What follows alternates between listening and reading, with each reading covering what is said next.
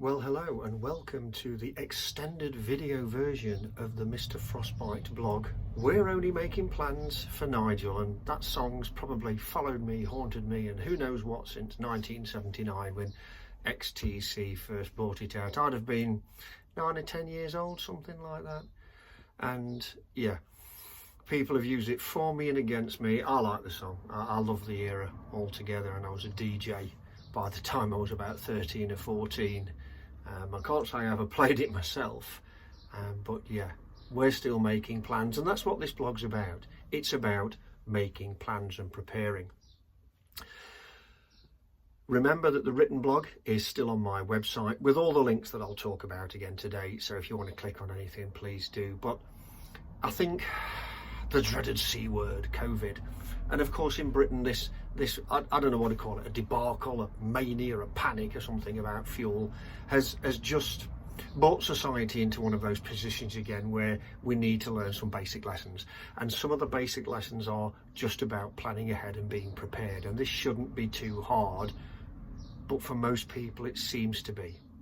Now, I've spent my entire life in a state of preparedness. And governments have to, industry has to, they have to have civil contingencies, they have to have contingencies for things that if they need materials or stores or whatever they do, if there's sickness, and obviously we've had all the stuff for the last year or two, they have to plan for that. But why don't we as well? Why do we have to panic every time something goes wrong? Is it a society thing? I don't think the media helps sometimes, but there is a different way. I'm going to show you my way. It might not work for everybody. This is how I work, and I've got a few things in front of me now. I mean, I wonder, if I get these out of the way, how many people always keep spare batteries in the house? I know none of these are being marketed or sponsored or anything else, but spare batteries, because you always need spare batteries for torches, radios, whatever else. How many people carry a torch and have a torch available at hand? I work in the electricity industry, and I wonder how many of you know that when the lights go out, where your torch is.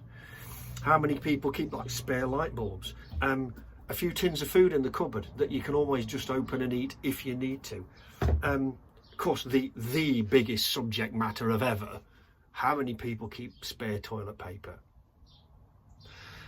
Other things, I mean, I'm a member of the Handwritten Letter Appreciation Society, and I keep a spare book or two of stamps, and people might think, this is a modern digital world. What are you keeping stamps for? How old are you? You will be amazed how many people, even where I work, still say across the office, anybody got a stamp spare?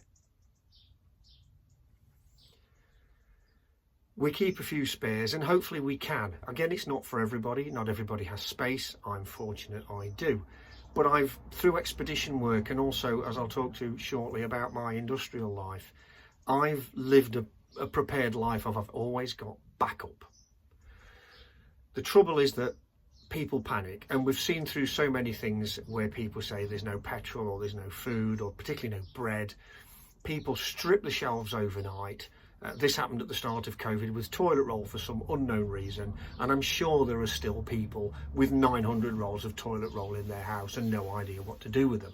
Now, toilet roll is not going to go off, but we have seen people before who strip fresh food off the shelves. They're not going to eat it in time. It's going to go mouldy. We throw it all into the bins, and there's a link in the blog to how much food waste we actually have in this country, and it's a disgusting, disgraceful amount. We go on about feeding the world and being environmentally friendly and growing the crops we need, and we throw buckets of it in the bin. Why? Why do we do it to ourselves? During all the pandemic and the fuel things and everything that's been going on, I've not had to rush at all. I've had to queue for food early in the pandemic, but I've never had to rush for fuel in the last week or two. I've never had to run around. And if the thing I'm after is not there, you know, if there's a run on bread and there isn't a single loaf of bread in the shop, well, I'm not going to panic about it. I'm not going to go on the news screaming and shouting there's no bread.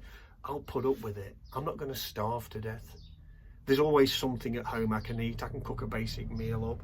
I can get away with what I need.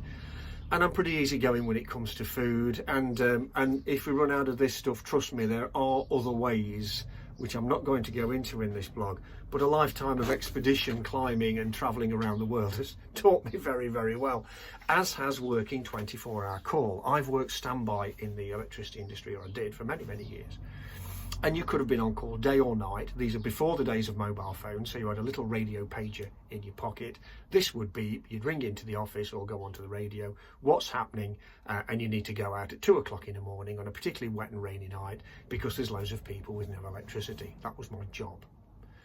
And I lived in a transit van, basically, and I had to carry everything I needed in that van, or as much as I could, to get people's lights on as fast as possible. Now, I've always been a bit neat and tidy, and some people say that's great, and some people think I'm a bit OCD about it. But in my van, I carried everything possible, and lighting was very different. I'm going back into the 80s and 90s now. We didn't have all the modern LED lights that we have now. It was a bit rudimentary still. But I knew that in the dark, I could put my hand out and pick up what I wanted off the shelf because I knew exactly where it was and how many I'd got. Now, again, some people think this is far too over the top, but it worked. And as I used materials up and I went back in the depot the next day, I replenished those materials, so the next night or whenever it was, I knew where that piece of kit was in the dark, completely blind, didn't matter, I knew what to get. And it worked well for me. Again, this is my system. And I felt a real pride in that, so I could get people's lights back on as quick as possible, because I'm still constantly amazed how reliant we are on the modern world. The number of times I was asked, I've got a young baby, I've got no electricity, I've no idea how to warm a pan of water to put my baby's milk in. Or my child needs medical attention and we don't know what to do when the lights go out. And I keep questioning myself, why don't you know? I'm not trying to be nasty. Why don't you know? Because these things can happen, and when they happen, you have no notice. And I can still remember to this day a lady who was really unpleasant because her young lad wasn't well, and it was a long-term condition. And the fact that the lights went out meant that she had to ring the doctor. If it's a long-term condition, you need to know how to deal with it. And there's a big report, I've got the link in the blog, about the 2015 floods in Lancaster in the northwest of England, and it's a really interesting read if you're into this kind of thing, about how society alters when there's flooding, there's no electricity, and nobody knows how to cope, and really the coping strategies from some people are unbelievable. But if you're into that kind of thing, I'll let you read it. Now, I came off the tools and became a field engineer. Instead of living out of a van, I lived out of a car. Same idea. And again, that car was my office, cold, snowy nights in the middle of nowhere, trying to get people's lights back on in all kinds of conditions. And that's what we did. And that's what standby was. And one thing I learned very quickly was this, and I think this is relevant particularly to today. I never, ever, ever let my fuel gauge go below half. Why? Because back in the 80s and 90s, there weren't the fuel stations that you see now that are open all the time. And you sort of had to remember, where's a 24-hour garage? So I filled up every night I was on call, knowing, well, if they call me to the other end of where I'm working, I've got plenty of petrol or diesel or whatever it was. And I can do my job all night if I need to drive up and down, left and right. And when it gets to half, I'm going to fill it up again. I will never let it get below half. And that has paid massive dividends in this recent fuel crisis, because everybody wants to run on empty, everybody wants to go everywhere on empty, and then all of a sudden when the lights are down or the fuel gauges are down and your light comes on, you know, when you're flashing away on your dashboard, it's all sort of, I can't cope, and everybody's on the press at fuel stations. And tragically, there's been, you know, people pulling knives on each other, there's been people, you know, being unpleasant and nasty, and there's no need for any of it. Besides the fact that, you know, I still run like that now. I care for my mum. She's very elderly. She's not in the greatest of health. And I cannot get that phone call at 2 o'clock in the morning saying you need to be down with your mum now and realise my fuel gauge is on zero. I can't do it. So again, I never let it get below half. It's a standard contingency for me. So that if that phone rings, I can go. And it might be taken to hospital, it might be, whatever it is. It doesn't matter. What we've seen with the fuel pandemic crisis, whatever you want to call it, is that the supply chain was stretched. Okay, that's fair enough. One news story, however, seems to have triggered this. And there's been lots of people throwing blame. It's Brexit, it's this, that and the other, it's the government, it's whatever else. And I'm going to let you join your own view on that. But one thing I did notice was a lady who ran a haulage company, and she said one of the biggest problems we've got is people just don't want the job. I've been advertising for 2 or 3 years, she says, and I struggle to fill with drivers. Well, there you go. But we've seen things like people not only trying to get fuel. A friend of mine locally actually caught a guy with 10 fuel cans out the back of his car, filling them all up. And when he was challenged as to what do you think you're doing, his reply was incredibly unpleasant, and I am not going to say it here, but it ended in off. You can only store 2 by law. And it actually goes off in time, I assure you of this. I drive a vintage vehicle. You never store normal petrol in them over the winters if you can help it, because it actually goes off. So what are you going to do with 10 cans of petrol? I don't know. There have been pictures of people filling carrier bags with petrol. A charity in Birmingham had its community minibuses drained. Somebody broke in and stole the diesel out of them. I mean, really? Have we not created a society problem, though? Because we're a society of I's, not a society of we's. A society of I must have 100 toilet rolls. I must have 10 bags of pasta. I must get my child to school. I. Not we. Not we're in this together. We work with each other. We help each other. We do what we do. You know, what we can help with, how we can assist each other. Do we do it? I do wonder sometimes. And I think we're also creating a society that doesn't make its own decisions occasionally, because they don't know how to. And believe me, the world is based on the decisions you take. I've learnt this through mountaineering. Do we have to keep telling society what to do? Or can we actually trust people to make their own decisions? Well, that's another one I'm going to leave with you. There was a tanker strike in the United Kingdom, I think, in 2000. And I was an electrical engineer at the time. And we were given letters. And the letters were that you are allowed to draw fuel because you're an electricity worker. And we now call them key workers. There was none of that then. And you've got to keep the lights on. Okay, so I've got my letter. And I go down the petrol station one dark night near Nottingham. And there was myself and a district nurse, I'll never forget this lady, on the forecourt filling up. And public perception was critical, and I think it still is. And I do not say this to scowl or be nasty at anybody. I could fill up, and I was very particular. I'm only filling up to get to work. I'm not going to go off up the Peak District and wander around. This is just for work. And I filled up however much I was allowed to have, and I was scowled at for it by people. The district nurse was praised. We're both doing really important jobs. I'm not wearing a uniform, however, I admit that, but it just shows public perception was, well, yes, we do need nurses and we do need people to assist you, but you're all going to look really silly in the dark when there's no electricity too. And yet right through the pandemic, we've worked very quietly in the background, keeping the lights on, because that's what we do. And nothing has changed with fuel. I remember watching the World at War series as a young lad, and it was filmed in 1973. An American politician, obviously in the war, was filmed, John Kenneth Galbraith, and he was interviewed about what had happened to America in the war. And he was saying that Americans would do absolutely any underhand action to get petroleum in World War II. Food, they'd put up with rationing. Clothes, they'd put up with rationing, but do not ration their fuel. They will do any underhand trick in the book. And that was in 1941, 1942. How little has changed.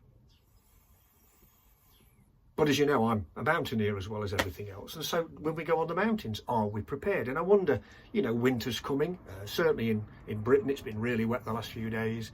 The trees are changing colour. I love autumn. But I wonder how many of you, when you go into the hills, look through your rucksack and think, oh, I've got a head torch and some spare batteries. I distinctly remember being in Scotland with two friends of mine who were coming off the hill, and I was at the bottom, and I could see these tiny little candle things coming down, and they could barely see where they were going. Why? Because they'd got torch batteries in that were failing. You can't do that. Because again, if you're late off the hill, you have no idea when you're going to need that torch. And I do get shouted at by people who say to me, Nigel, what are you carrying a torch for when you are out in the middle of summer? Why do I do it? Because you never ever know. I carry an emergency shelter. I always carry waterproofs, gloves, particularly when you've got hands like this. I always carry a hat and first aid kit and a map and a compass and the skills to use them. And also mobile phones. We all carry one now. I'm filming this thing on a mobile phone. But do we all carry one that's fully charged? Because I'm president of Buxton Mountain Rescue Team, and most people, if they're in trouble, will contact us on a mobile phone. And you're going to need all the charge you've got. Really? There's a really good link in the blog to a friend of mine, Rob, in the team, who talks about what to have or what he carries in his winter rucksack. And if you're going to go out into the hills this winter, I really recommend you view it. Some people will think, you know, you're being over the top. No, not at all, because you never know when you're going to do it. And I work with a company called Granger's, again, link in the blog, who work on reproofing your outdoor kit. And again, I wonder how many people who are getting ready for winter have reproofed their outdoor kit so that they're ready, that when it rains, they don't come back looking like drowned dogs complaining about how cold and wet they are. It's all a contingency. It's all about planning. And living in Britain, crikey, when winter comes, we have an inch of snow and we think it's the end of the planet. And nobody can get anywhere, and it's all full of complaints and full of people going sledging and having a thoroughly good time, you know, a pair of skis here, snowshoes at the back. But how many people keep that full tank of fuel? You know, a torch in the back, a shovel in the back, a blanket just in case, a pair of wellies, a coat. Again, it's that contingency planning. So if it all goes wrong, you have a flat tyre, you have an accident, God forbid somebody gets hurt, you have got enough kit to at least be safe and warm and fed and ready in case the emergency services take ages to get to you. Why? Because it works. I always think of a friend of mine, years and years and years ago. He used to go up Snowdon every weekend. He loved it. Always wanted to go up Snowdon. He lived in Birmingham, drove to Wales, went up Snowdon, thoroughly good time. And he always used to say to me, oh, you know, I get back to the car and I'm parched. I really could do with a drink. So I said, well, why don't you leave some bottles in the car? Oh, they're always red hot when I get back, and, you know, it's boiling hot. And he'd never heard of a cool box or a thermos flask, had he? You know, take some drinks, get them cold, shove them in a cool box in your boot, go out for your day, and when you come back, they will still be cold when you come back, and you can have a lovely drink because you planned for it. None of this is hard. It really isn't. It's the simplest thing in the world. You know, and I've worked with industries that do this just-in-time planning. I don't know if any of you know of these, and I'm not going to name names. Most of them do it now. You know, we have a supply chain, and I think the word chain is vital here. We have a supply chain, and that supply chain delivers just in time exactly what we want. Great, wonderful, until one link breaks. And all of a sudden, your supply chains fall into pieces, and you can't produce what you want because you haven't got the materials. And it's very easy then to start blaming that supplier and ranting on about how poor their service is when you have no idea why that chain broke. But because you don't plan, you expect everybody else to do it. Now, excuse me one moment, because I am planning. Hold on, there we go, right.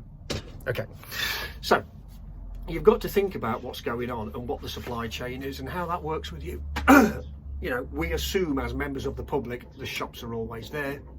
There's always plenty to eat and drink. The shelves are never empty. You know, as a child, nothing was open on a Sunday. Now everybody shops on a Sunday. There was nothing open until 10 o'clock at night. Now everybody shops at 10 o'clock at night. You know, slight changes in anything seem to cause people problems. And I think it's because they just don't have the ability to think, what if? Just in case. So, simple lesson from me. And again, nothing like rocket science. Things come in waves. And when that wave comes, be ahead of it. And be prepared. At the very worst, surf it. But be prepared. But don't be behind it in its wake, picking up the debris. That's where you'll sit in the queues and people will moan and complain and go on about whatever it is. And, you know, I can't cope because you think you're in an entitled society. A lot of people think they have entitlement.